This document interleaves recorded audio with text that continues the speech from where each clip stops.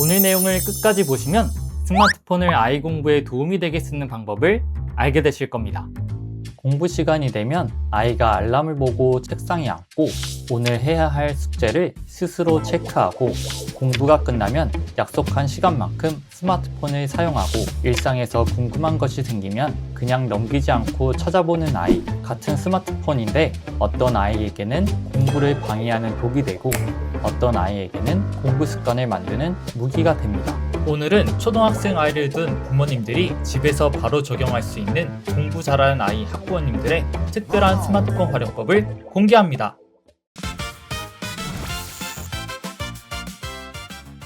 스마트폰, 아이 공부에 독일까요? 초등학생 아이를 키우는 부모님이시라면 아마 이런 생각 한 번쯤 해보셨을 겁니다. 스마트폰 때문에 집중력이 떨어지는 것 같아요. 유튜브만 보다가 숙제를 미뤄요. 게임 한번 시작하면 멈추지를 못해요. 차라리 스마트폰이 없으면 공부를 더 잘하지 않을까요? 맞습니다.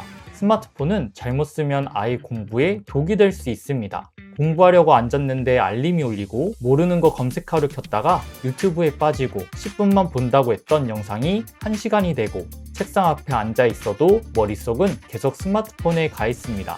그래서 부모님들은 자꾸 이렇게 말하게 되죠. 폰 내려놔, 숙제부터 해.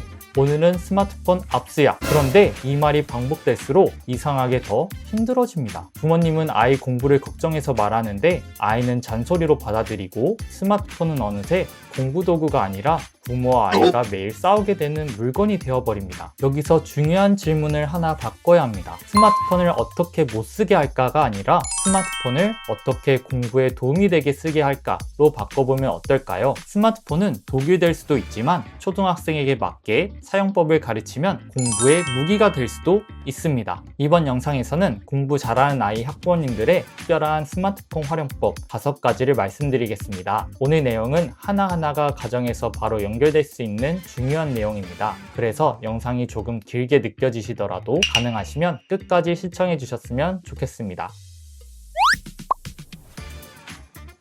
그러면 하나씩 살펴볼까요? 첫 번째는 스마트폰을 공부 시작 신호로 사용하는 것입니다. 많은 초등학생 아이들이 공부를 싫어해서 못한다기보단 공부를 어떻게 시작해야 할지 몰라서 미루는 경우가 많습니다. 책상에는 앉았는데 연필만 만지고 있고 문제집은 펼쳤는데 멍하니 있고 이따가 할게요 하다가 시간이 지나가 버리죠. 이때 부모님은 답답해서 이렇게 말하게 됩니다. 빨리 공부해. 언제 시작할 거야? 책 펴놓고 뭐 하는 거야? 그런데 초등학생에게는 공부해 라는 말이 너무 큽니다. 뭘 해야 하는지, 언제 시작해야 하는지, 얼마나 해야 하는지 잘 안 잡히는 거예요. 그래서 스마트폰을 공부 시작 신호로 활용해 보는 겁니다. 예를 들어 저녁 7시 30분에 알람을 맞춰줍니다. 알람 이름도 그냥 공부라고 하지 말고 조금 더 구체적으로 적어주세요. 수학 문제집 이쪽 시작, 영어 단어 10개 외우기, 숙제 20분 집중. 이렇게요. 알람이 울리면 부모님이 이렇게 말해주시면 됩니다. 이제 공부 시간이야 가 아니라 알람이 울렸네. 우리 약속한 첫 번째 할 일부터 시작해보자. 이 차이가 정말 중요합니다. 부모님이 시키는 공부가 아니라 아이와 함께 정한 신호에 따라 시작하는 공부가 되는 거예요.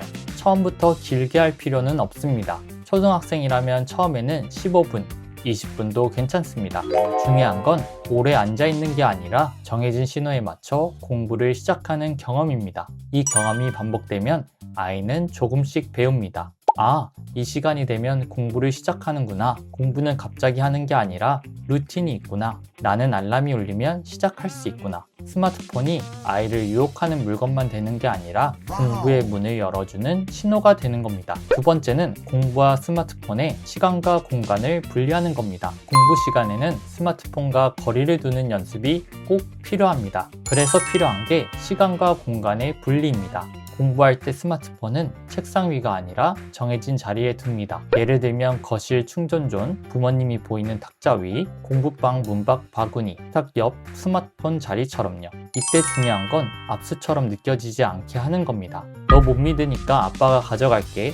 이렇게 말하면 아이는 반발합니다. 대신 이렇게 말해주세요. 공부할 때 스마트폰이 옆에 있으면 누구나 집중하기 어려워. 엄마 아빠도 일할 때 폰이 옆에 있으면 자꾸 보게 돼. 그러니까 공부하는 동안에는 폰이 쉬는 자리를 따로 만들어 보자. 스마트폰도 쉬는 자리, 공부도 집중하는 자리, 이렇게 표현하면 아이가 받아들이기 조금 쉬워집니다.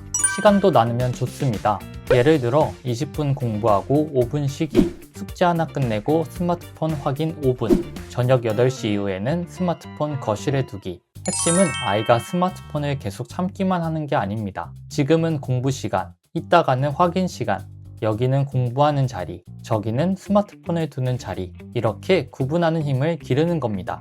공부 잘하는 아이는 스마트폰을 절대 안 보는 아이가 아닙니다. 언제 보고 언제 내려놓아야 하는지를 배우는 아이입니다. 세 번째는 스마트폰을 공부 매니저로 활용하는 것입니다. 초등학생 아이들이 공부를 못하는 이유가 항상 공부머리가 부족해서만은 아닙니다. 해야 할 일을 잊어버려서, 숙제가 뭔지 몰라서, 준비물을 놓쳐서 공부 흐름이 무너지는 경우가 많습니다. 그래서 부모님이 매일 묻게 됩니다. 숙제가 뭐야? 내일 준비물 뭐 있어? 받아쓰기 언제 해야 해? 수학 문제집 언제 했어? 그런데 이걸 부모님이 계속 챙기면 아이는 점점 부모님께 의존하게 됩니다.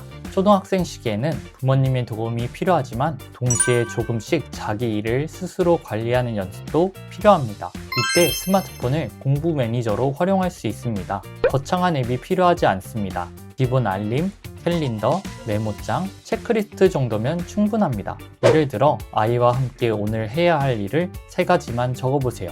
수학 이쪽 풀기, 받아쓰기 한 번 읽기, 내일 미술 준비물 챙기기. 너무 많이 적으면 아이가 부담스러워합니다. 초등학생은 처음에는 3가지 정도가 좋습니다. 그리고 끝난 것은 아이가 직접 체크하게 해주세요. 체크 표시 하나가 별거 아닌 것 같지만 아이에게는 작은 성취감이 됩니다. 내가 끝냈다. 내가 확인했다. 내가 오늘 할 일을 해냈다. 이 경험이 쌓이면 스마트폰은 단순히 유튜브를 보는 기계가 아니라 내 할 일을 알려주는 도구가 됩니다. 부모님은 이렇게 도와주시면 됩니다. 오늘 해야 할 일 3가지만 같이 적어볼까? 끝나면 너가 직접 체크해보자. 내일 준비물은 알림으로 맞춰둘까? 숙제 끝나면 체크하고 엄마에게 보여줘. 이건 아이의 자기관리 능력을 키우는 연습입니다. 네 번째는 스마트폰을 공부 보상으로 활용하는 것입니다. 이 부분에서 부모님들이 가장 걱정하시는 게 있습니다. 공부할 때마다 스마트폰을 보상으로 주면 더 집착하지 않을까요? 공부를 스마트폰 받으려고만 하게 되지 않을까요? 그러면 공부 자체를 좋아하는 마음은 더 없어지는 거 아닌가요? 이런 걱정 충분히 하실 수 있어요. 스마트폰 보상을 잘못 사용하면 아이는 공부를 단순히 스마트폰을 얻기 위한 거래로 느낄 수 있습니다. 공부하면 폰 주는 거죠? 이거 했으니까 게임해도 되죠? 이렇게 공부의 목적이 흐려질 수 있습니다. 그런데 초등학생 발달 시기를 생각해보면 처음부터 공부에 대한 내적 동기만으로 공부하는 것을 기대하기는 어렵습니다. 초등학생 아이에게 공부는 너의 미래를 위한 거야. 배움은 그 자체로 의미가 있는 거야 라고 말한다고 해서 바로 마음이 움직이는 경우는 많지 않습니다. 초등학생에게는 아직 눈에 보이는 동기, 즉 외적 동기가 어느 정도 필요합니다. 칭찬, 스티커, 놀이시간, 부모님과의 약속, 그리고 경우에 따라서는 스마트폰 사용 시간도 외적 보상의 수단이 될 수 있습니다. 스마트폰을 무제한으로 주거나 공부할 때마다 조건 없이 거래처럼 주면 문제가 됩니다. 반면에 약속된 기준 안에서 사용하면 아이에게 중요한 연습을 시킬 수 있습니다. 먼저 해야 할 일을 끝내는 연습, 약속한 시간을 지키는 연습, 하고 싶은 것을 조금 기다리는 연습, 공부 후 건강하게 쉬는 연습. 예를 들어 이렇게 정할 수 있습니다. 수학 20분 집중하면 영상 10분 보기, 오늘 해야 할 일 3개를 끝내면 게임 20분, 독서록까지 마치면 좋아하는 컨텐츠 1개 보기, 평일에는 짧게, 주말에는 정해진 시간 안에서 사용하기. 여기서 핵심은 보상의 크기가 아니라 순서입니다. 먼저 해야 할 일, 그 다음 쉬는 시간, 이 순서를 몸에 익히는 겁니다. 그리고 더 중요한 것은 외적 동기를 내적 동기로 연결해 주는 것입니다. 단순히 공부했으니까 스마트폰 해 에서 끝나면 안 됩니다. 보상을 주기 전에 혹은 보상 후에 아이에게 짧게 이야기해 주세요. 오늘은 너가 스스로 시작한 게 너무 좋았어. 수학 20분에 끝내고 나니까 기분이 어때? 아까는 하기 싫었는데 끝내고 나니까 좀 뿌듯하지? 약속한 시간을 지키는 건 정말 중요해. 이렇게 아이가 공부를 끝냈을 때 느끼는 성취감, 스스로 약속을 지켰다는 감각, 조금 전보다 나아졌다는 느낌을 짚어줘야 합니다. 그래야 외적 보상이 단순한 보상으로 끝나지 않고 아이 안에 내적 동기로 조금씩 이어질 수 있습니다. 스마트폰 보상은 목적지가 아닙니다. 아이의 자기 조절력과 공부 습관으로 가기 위한 중간 다리입니다. 다섯 번째는 스마트폰으로 일상에서의 배움으로 확장하는 것입니다. 저는 이 부분이 정말 중요하다고 생각합니다. 스마트폰을 공부에 활용한다고 하면 많은 부모님들이 영어 앱, 수학 앱, 문제풀이 앱부터 떠올리십니다. 물론 그런 앱도 도움이 될 수 있습니다. 하지만 초등학생에게 더 중요한 건 일상 속 호기심을 배움으로 연결하는 경험입니다. 아이들은 하루에도 수많은 질문을 합니다. 엄마, 저 꽃 이름은 뭐야? 아빠, 구름은 왜 움직여? 비행기는 어떻게 하늘을 날아? 달은 왜 모양이 바뀌어? 이런 질문이 나왔을 때 예전에는 그냥 지나가는 경우가 많았습니다. 글쎄, 나중에 찾아보자. 엄마도 잘 모르겠네. 그건 학교 가서 배워. 그런데 스마트폰이 있으면 그 순간을 배움으로 바꿀 수 있습니다. 꽃 사진을 찍어서 이름을 찾아보고, 구름이 생기는 원리를 함께 검색하고, 비행기가 뜨는 영상을 짧게 보고, 달의 모양 변화를 그림으로 확인할 수 있습니다. 여기서 중요한 건 부모님이 답을 다 알려주는 게 아닙니다. 아이와 함께 찾아보는 겁니다. 우리 같이 검색해볼까? 어떤 말로 검색하면 나올까? 이 설명이 맞는지 다른 자료도 볼까? 찾은 걸 땡땡땡이가 한번 말해볼래? 이 과정이 아이의 사고력을 키워줍니다. 스마트폰은 아이를 소비자로 만들 수 있지만 부모님이 옆에서 방향을 잘 잡아주면 아이를 탐구자로 만들 수 있습니다. 일상 속에서 궁금한 것을 그냥 넘기지 않는 아이, 모르는 것을 부끄러워하지 않고 찾아보는 아이, 찾은 내용을 자기 말로 설명해보는 아이, 이런 아이는 공부에서도 강해집니다. 왜냐하면 공부는 결국 질문하고 찾고 이해하고 설명하는 과정이기 때문입니다. 스마트폰은 그 과정을 일상 속에서 연습하게 해주는 아주 좋은 도구가 될 수 있어요.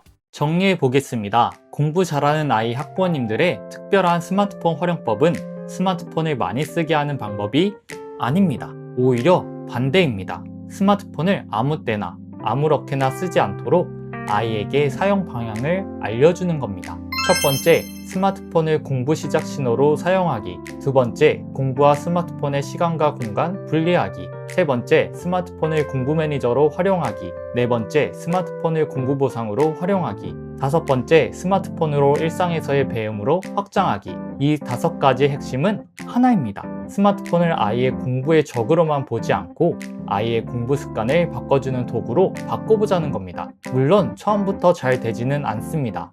알람을 맞춰도 바로 시작하지 않을 수 있고, 스마트폰을 정해진 자리에 두기로 해도 자꾸 책상 위로 가져올 수도 있습니다. 해야 할 일을 메모해도 까먹을 수 있고, 보상 시간을 정해도 조금만 더 라고 말할 수 있습니다. 괜찮습니다. 초등학생은 아직 연습하는 시기입니다. 중요한 건 한 번의 완벽한 통제가 아니라 부모님과 함께 조금씩 사용 습관을 만들어가는 것입니다. 스마트폰은 잘못 쓰면 분명 독이 됩니다. 하지만 부모님이 방향을 잡아주고 아이 수준에 맞는 구조를 만들어주면 스마트폰은 공부를 시작하게 하고 할 일을 정리하게 하고 호기심을 배움으로 연결하는 무기가 될 수도 있습니다. 영상을 보고 좋은 건 알겠는데 우리 집에서는 어떻게 시작하지? 라는 생각이 드신다면 영상 설명란에 카페 글에 들어가셔서 자료를 받아보시고 오늘 하나라도 가정에서 실천해 보셨으면 좋겠습니다. 이제는 스마트폰을 맡기만 하는 것이 아니라 공부와 배움의 수단으로 바꿔보고 싶은 부모님이시라면 저 디지털 배선생 유튜브 채널을 구독해 주시고 앞으로도 학부모님들께 도움이 되는 콘텐츠와 내용으로 찾아뵙겠습니다. 디지털 세상에서 우리 아이들이 행복한 아이로 자랄 수 있는 그날까지 디지털 배선생은 함께하겠습니다. 감사합니다. 구독, 좋아요, 알림 설정하시고 다음 영상도 꼭 함께 해주세요. 시청해주셔서 감사합니다.